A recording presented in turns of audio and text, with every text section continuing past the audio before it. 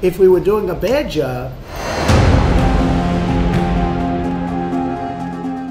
নির্বাচিত মার্কিন president Donald ট্রাম্পের আমন্ত্রণ পেয়েছেন বিএনপির ভারপ্রাপ্ত চেয়ারম্যান তারেক রহমান। শনিবার রাতে এরকমই একটি বার্তা ছড়িয়ে পড়ে সামাজিক যোগাযোগ মাধ্যমে। তবে এই বিষয়ে তারেক রহমানের পক্ষ থেকে কোনো কিছুই না জানানো হলেও এই নিয়ে সংবাদ প্রচার হয় দেশের শীর্ষ সারির গণমাধ্যমগুলোতে। পরে মার্কিন দূতাবাস বিষয়টি স্পষ্ট করে এক বার্তা দেয়। জানানো হয়, ন্যাশনাল প্রেয়ার নামে যে অনুষ্ঠানে তারেক রহমানকে আমন্ত্রণ জানানো হয়েছে তাতে ট্রাম্প উপস্থিত থাকবেন ঠিকই, কিন্তু এতে তিনি আয়োজক নন, বরং আমন্ত্রিত অতিথি হিসেবেই উপস্থিত হবেন ট্রাম্পও। শনিবার রাতে ঢাকায় মার্কিন দূতাবাসের মুখপাত্র আশা বে সংবাদ মাধ্যমকে এসব তথ্য নিশ্চিত করেছেন। ক্যামেরায় ওয়াও, স্টাইল দেখাও, Xenon X21 পারলে ঠেকাও।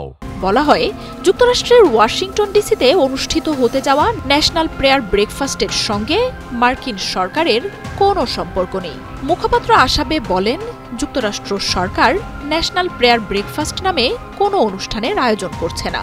এই অনুষ্ঠানের আয়োজন বা অর্থায়নের সঙ্গেও সম্পর্ক নেই মার্কিন সরকারের। 10 জানুয়ারি বিএনপি চেয়ারপারসনের প্রেস উইংয়ের সাইরুল কবির খান বলেছিলেন, ন্যাশনাল প্রেয়ার ব্রেকফাস্ট অনুষ্ঠানে যোগ দেওয়ার জন্য বিএনপির ভারপ্রাপ্ত চেয়ারম্যান তারেক রহমান, মহাসচিব মির্জা ফখরুল ইসলাম আলমগীর, স্থায়ী কমিটির সদস্য আমির খসরু মাহমুদ চৌধুরীকে আমন্ত্রণ জানিয়েছেন ডোনাল্ড ট্রাম্প।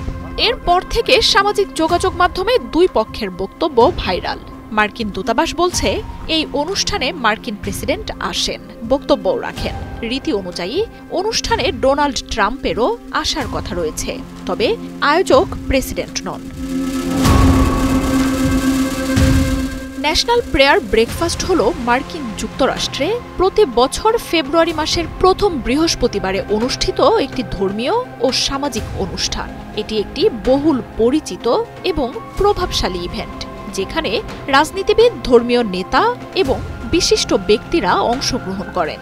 1953 সালে প্রেসিডেন্ট ডুয়াইট ডি আইজেনহাওয়ারের সময়ে শুরু হওয়া অনুষ্ঠানটি মূলত ফেলোশিপ ফাউন্ডেশন বা দ্য ফ্যামিলি নামে একটি খ্রিস্টান সংস্থা আয়োজন করে। জাতীয় ঐক্য ও প্রার্থনার মাধ্যমে নৈতিক ও আধ্যাত্মিক মূল্যবোধকে শক্তিশালী করার উদ্দেশ্যেই এমন আয়োজন করা হয়ে থাকে। তবে এটি কোনো নির্দিষ্ট ধর্মের জন্য নয়, বরং বহু ধর্মীয় এবং বিভিন্ন বিশ্বাসের মানুষদের একত্রিত করার একটি প্ল্যাটফর্ম এটি। মার্কিন প্রেসিডেন্ট এবং কংগ্রেস সদস্যরা প্রায়শই এতে উপস্থিত থাকেন। বিভিন্ন দেশের রাষ্ট্রপ্রধান, কূটনীতিক, ব্যবসায়ী এবং ধর্মীয় নেতারাও আমন্ত্রিত হন। মার্কিন প্রেসিডেন্ট অনুষ্ঠানটিতে মূল বক্তব্য দেন। বক্তব্যগুলো সাধারণত আধ্যাত্মিক ও নৈতিক বিষয়বস্তুতে কেন্দ্রীভূত থাকে। ওয়াশিংটন ডিসির একটি হোটেলে এটি আয়োজন করা হয়। এই অনুষ্ঠানের গুরুত্ব আছে বিশ্বজুড়ে, তবে রাজনীতির সাথে ধর্মের সংঘাতপূর্ণ কথা থাকে না এই অনুষ্ঠানে। অনুষ্ঠানের বাইরে বিভিন্ন দেশের নাগরিকদের ফেলোশিপ দেওয়া হয়। মার্জিয়া উপমা, ৭১।